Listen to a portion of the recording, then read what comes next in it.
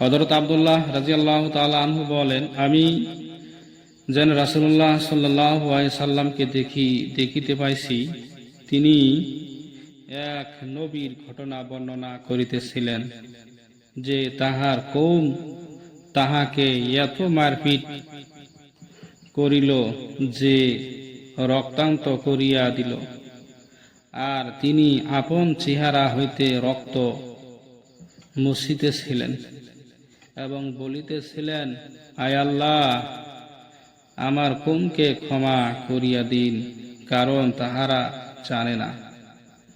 এই ধরনের ঘটনা স্বয়ং নবী করিম সাল্লাল্লাহু আলাইহি ওয়াসাল্লামের সহিত ইহুদিদের উহুদের যুদ্ধেও ঘটিয়াছিল।